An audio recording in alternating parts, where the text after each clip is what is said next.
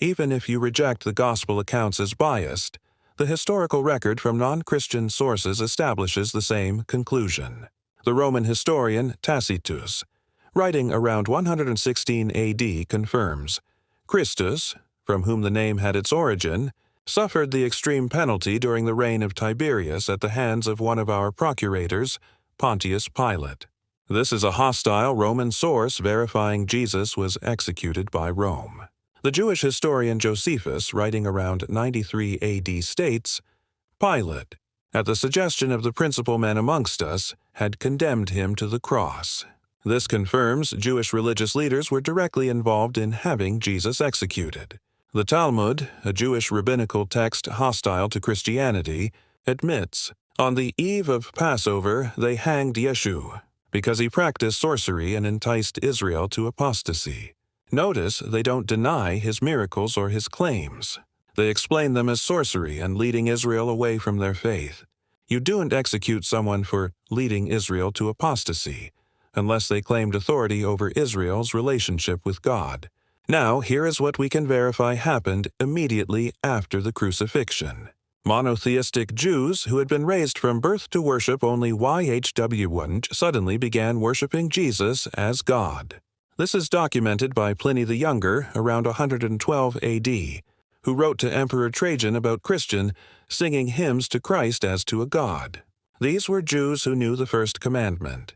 They would rather die than worship a false god. Yet they worship Jesus. Why? What would make devout Jews violate their most sacred belief? The only logical explanation, Jesus claimed to be God himself, and they believed him. The charge posted on the cross is multiply attested even in non-Christian sources as King of the Jews. Romans don't execute people for theological debates. They execute insurrectionists. But Jewish authorities don't participate in executions for political rebellion alone. They needed a religious violation. The charge had to work for both courts. This matches exactly what we see, a claim that was simultaneously religious blasphemy to Jews, claiming to be God, and political treason to Romans, claiming to be king. The early Christian movement faced immediate and intense persecution. Tacitus describes how Nero blamed Christians for the fire of Rome, and had them covered with the skins of beasts and torn by dogs, and fastened on crosses and set on fire. Why such hatred?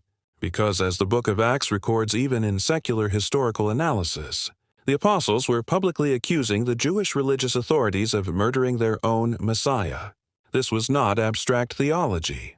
This was a documented historical event that happened in public. The trial, the crucifixion, the charge on the cross, the empty tomb that the authorities could not explain.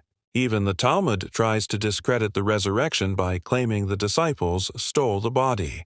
But notice what they don't dispute, that the tomb was empty and that Jesus had been executed for his claims.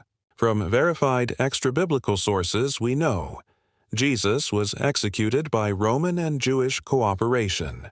The charge involved claims about kingship. Jewish authorities killed him for religious reasons. Immediately after, Jews began worshiping him as God. The conflict was specifically about who Jesus claimed to be. The logical inference is unavoidable. Jesus claimed to be God. His enemies killed him for it.